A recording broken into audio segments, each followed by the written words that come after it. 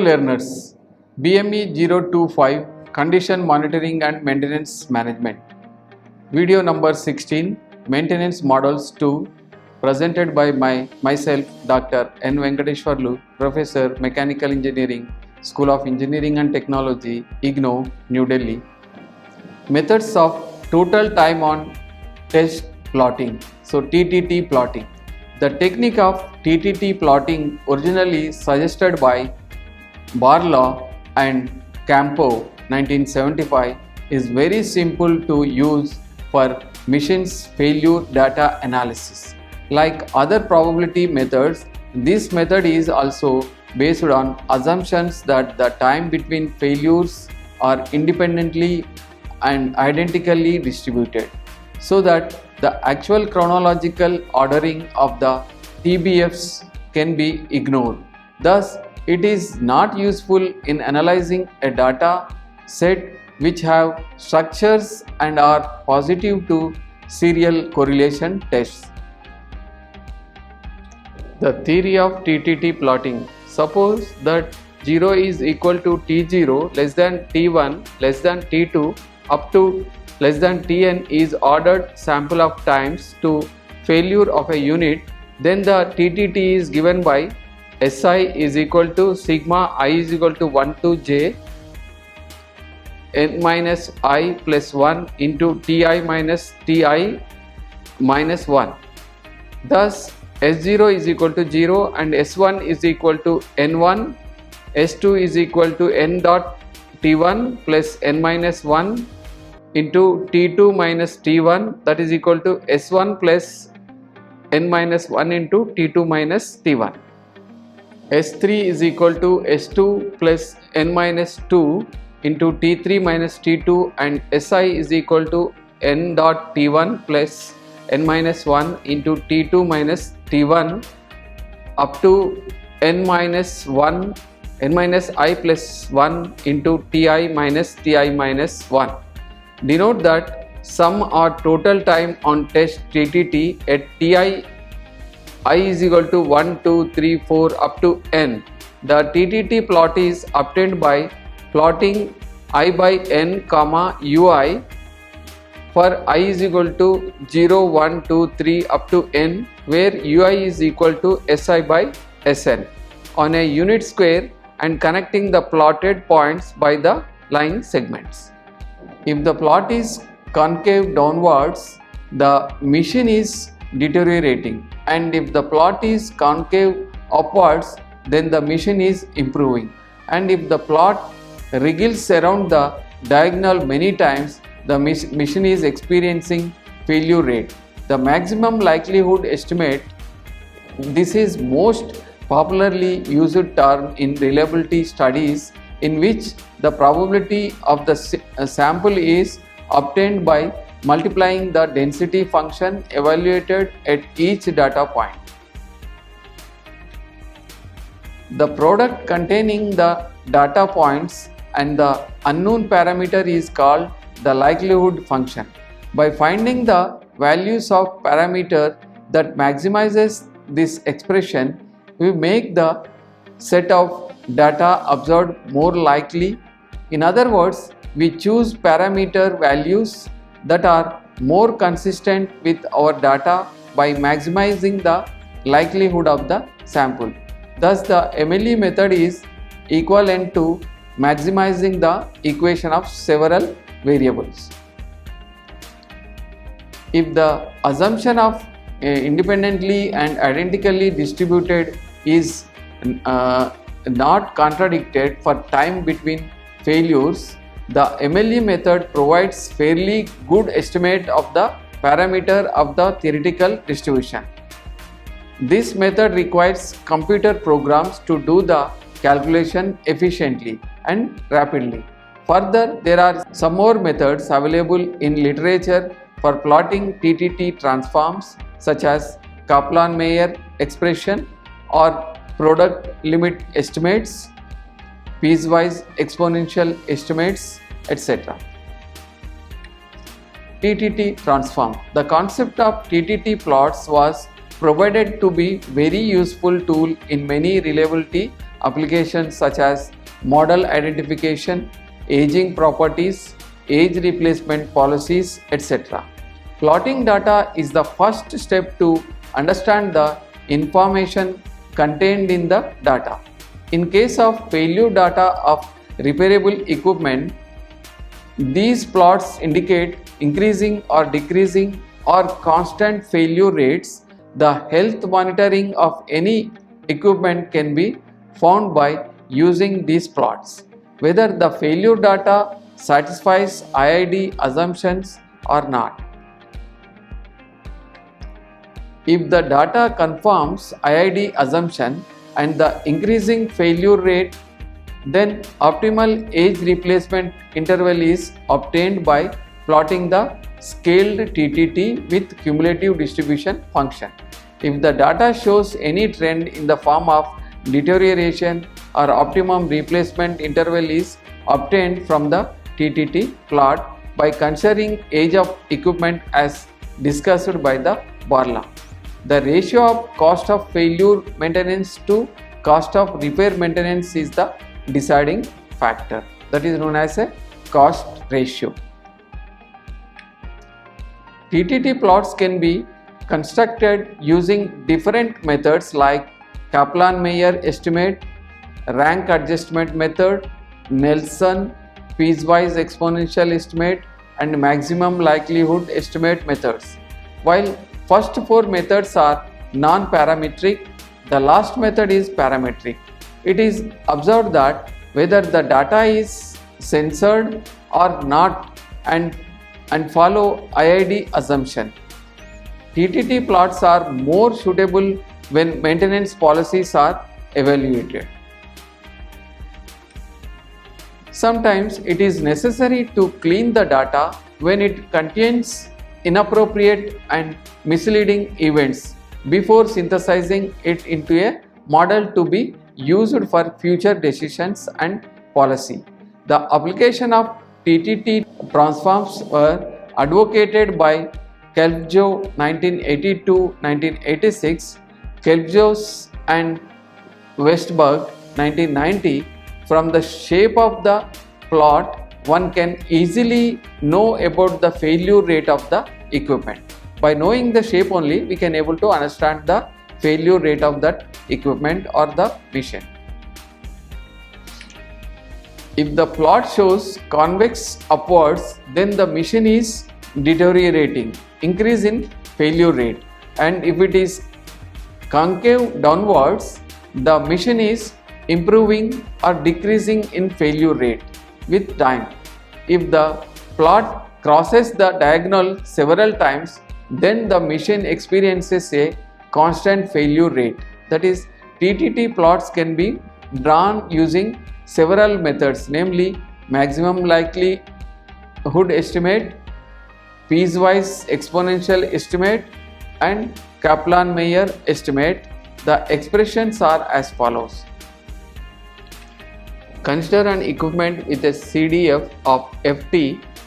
Let 0 is equal to T0 less than or equal to T1 less than or equal to T2 less than or equal to up to Tn are ordered samples of times of failure events of size n from a cumulative life distribution Ft with F0 is equal to 0 and survival function Rt is equal to 1 minus Ft.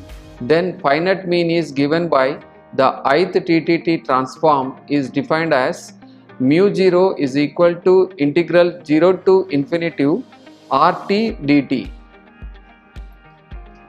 with minimum value of mu0 0 is equal to 0 and maximum value mu0 infinity is equal to mu. The scaled TTT transform is defined as TTT is equal to 0 to integral 0 to Ti Rt dt. Phi Ti is equal to integral 0 to Ti Rt dt divided by mu0. The curve between phi t and ft from 0 to 1 1 is the TTT transform, and it is the graphical representation of the analytical solution for parametric models. This transform is independent of scale. Thus, total time on test SI can be defined as SI is equal to n integral 0 to Ti r Ti dt, where S0 is equal to 0, R0 is equal to 1 and I is equal to 1, 2, 3 up to n.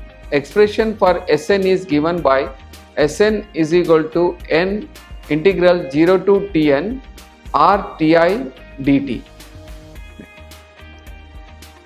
The scaled TTT phi I is equal to Si by n and CDF f is equal to 1 minus r. TTT plot is obtained by plotting phi I with Fi. So TTT plots. It is a plot of line segments joined between two successive discrete points. These points of scaled TTT and unreliability CDF are obtained from the failure data. It gives a picture of failure data in a plot of unit square. If the plot is concave or convex above or below the diagonal line, increasing failure rate can be inferred. When curve embraces diagonal line, the constant failure rate can be assumed. Let T1, T2 up to Tn be the n failure times of an equipment with suspensions between too few successive failure times. If all the units are put into test at the same time, total test time TTTI for all units at time Ti is defined as TTTI is equal to Ti, that is equal to sigma I is equal to T2I into n minus j minus 1 into Tj minus Ti minus 1, which is equivalent to the cumulative time up to the end of Ti for I is equal to 1, 2 up to n, where T0 is equal to 0. This is shown pictorially in figure 8.2.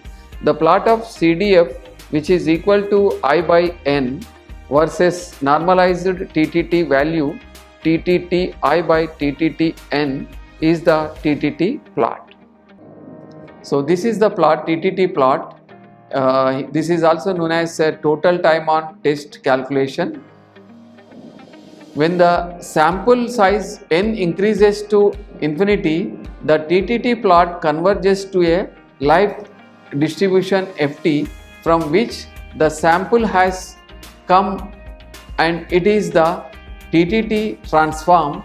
If Tn is not the last observed failure, then a pseudo time or last censored time after last failure Tn plus 1 is defined as TTT n plus 1 is equal to TTT n plus integral n to infinity RT dt, and the scaled TTT is phi I into TTT I by TTT n plus 1. So the following section show different methods of constructing TTT plots of censored or uncensored data. One is KME method. Many times it is not possible to observe failure times on test. The time for these items failures are not observed are said to be censored, but amount of time it is observed functioning is noted. In this method, the reliability RT at failure time Ti is given by RTI is equal to phi 1 to I into 1 minus d by n. So where n is the number of risk at time Ti and d is the number of failure time, it is common to regard Ti as an observed failure time even if that is not the actual situation. The total time on test is given by equation 8.28. The scaled TTT is evaluated and plot is drawn for observed failure times only. Thus the survival function is RTI is equal to n minus 1 by n, and TTT is referred to as SI is equal to sigma j is equal to 1 to I into n minus j plus 1 into Ti minus Tj minus 1. So thus the scaled TTT 5 is equal to sigma Si by Sn and F is equal to I by n. Next method, that is PEXE method. The distribution function called piecewise exponential estimator was proposed by Kitchen 1980. In the data of size n, if T1, T2 up to Ti are observed failure times and Ti1 and Ti2 up to Tim are suspended data between two successive failure times, then the failure rate estimate is given by. In this method, constant failure rate is fitted to each interval. The exponential survival function are pieced together to form piecewise exponential estimator. This is a continuous function. In order to construct the TTT plot from PEXE, an estimate of survival function after time Tn must be made. If there are suspensions after last failure, then final TTT can be obtained using equation 8.26. If there is evidence that failure distribution is increasing failure rate class, then Weibull distribution can be assumed and the final term of TTT n plus 1 can be evaluated using the expression. TTT n plus 1 is equal to TTT n plus integral Tn up to infinity exponential minus T by alpha to the power of beta dt, where alpha scale and beta shape are parameters of Weibull distribution. The method of evaluation of second term in equation 8.31 is described in text section. The PEXE can be seen as a generalized of the Nelson estimator in its original form, that is without any suspensions. The PEXE is equal to the Nelson estimator. Precisely, survival function is Ri is equal to exponential bracket minus sigma I is equal to j is equal to I 1 to I 1 by n minus 1, and SI is equal to n minus sigma k is equal to 1 to I into n minus k plus 1 into tk minus 1 into rk minus 1 minus rk. The scaled TTT phi I is equal to Si by Sn plus 1, where Sn plus 1 is given by Sn plus 1 is equal to Sn plus alpha by beta into Tn by alpha into exponential minus Tn by alpha to the power of beta, and alpha and beta are ML estimates of Weibull distribution. MLE method. If the failure data is assumed to follow Weibull distribution and the ML estimates are known, then the failure rate is given by Ht is equal to beta by alpha into T by alpha to the power of beta minus 1, and the cumulative distribution function is given by Ft is equal to 1 minus exponential T by alpha to the power of beta. Identifying failure distribution and goodness of fit.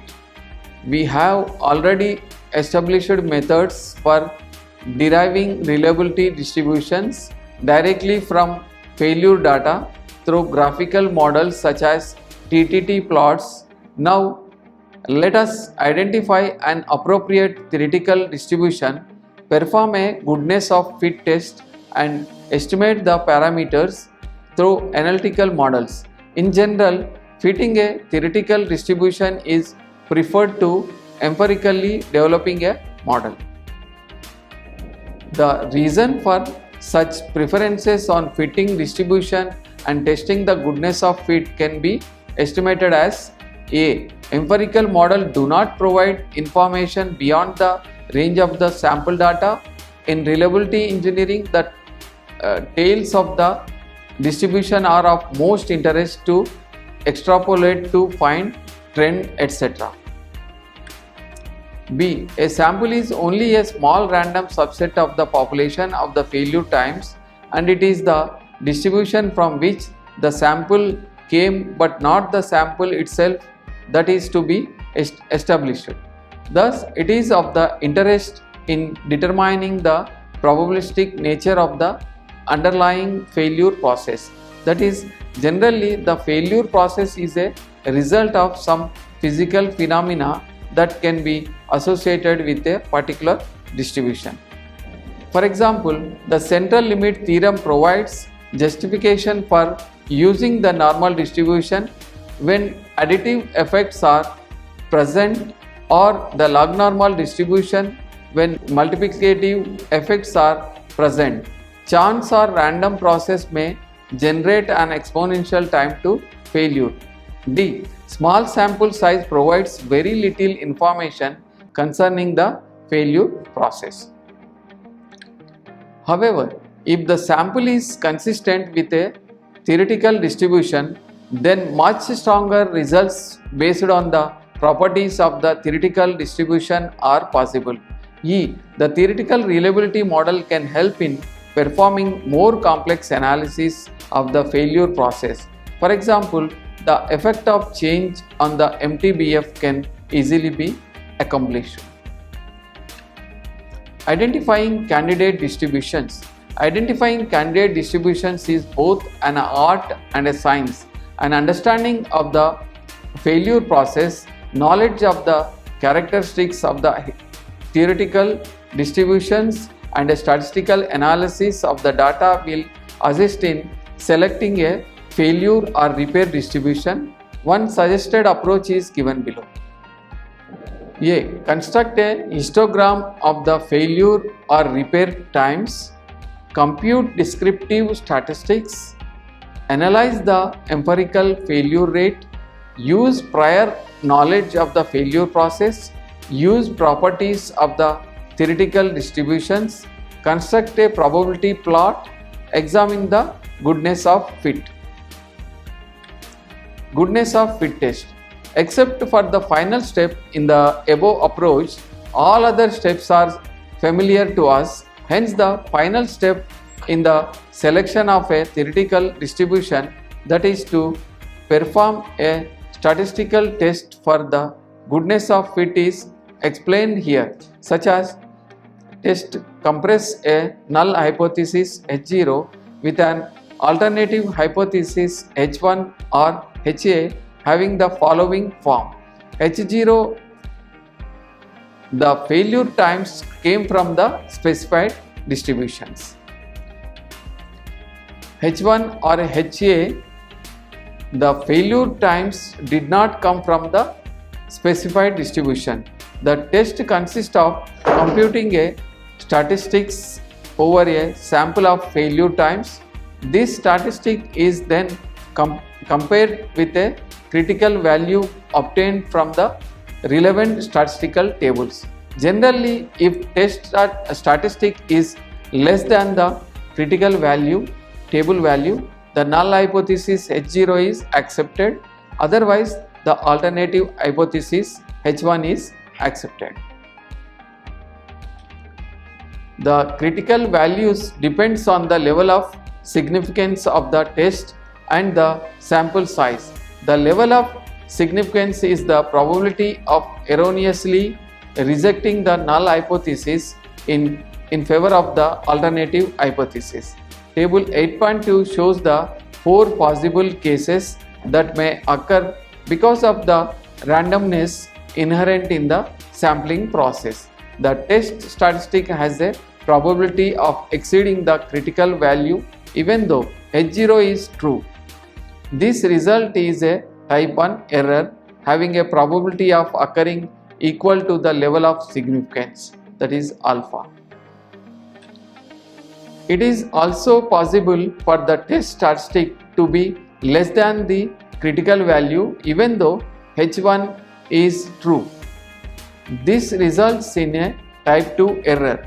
It occurs with a probability that is usually controlled indirectly by the specification of the level of significance and the sample size.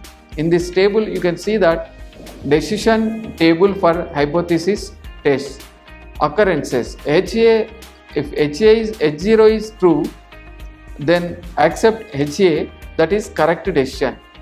Accept HA, that is a type 1 error.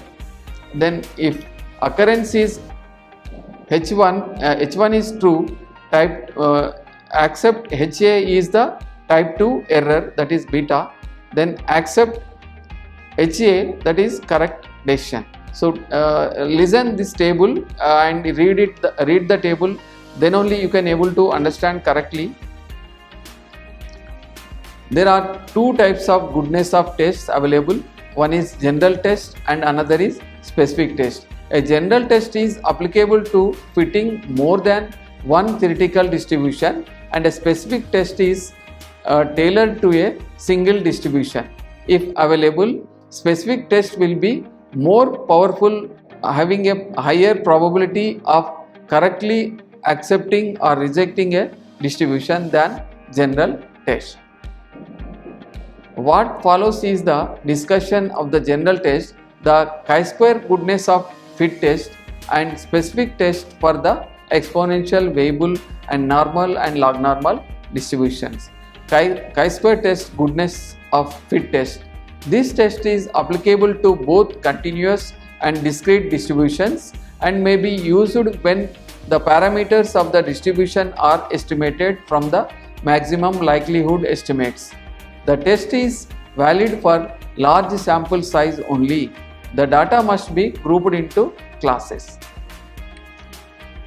Test statistic is chi-square is equal to sigma I is equal to 1 to k bracket OI minus EI whole square divided by EI, where k is equal to number of classes, OI is equal to observed number of failures or repairs in the ith class, EI is equal to NPI, that is equal to expected number of failures or repairs in the ith class, N is equal to total number at risk sample size, PI is equal to probability of a failure occurring in the ith class if H0 is true. The probabilities are passed on the distribution stated in the null hypothesis. To ensure an approximate chi-square distribution, NPI should be at least 5 for all I or use Sturges rule. The test statistics chi-square has a chi-square distribution with degree of freedom equal to k minus 1 minus number of estimated parameters. Critical values are then obtained from statistical tables. On comparison, if calculated value is less than the critical value, then we accept null hypothesis, otherwise we reject the hypothesis. So conclusions.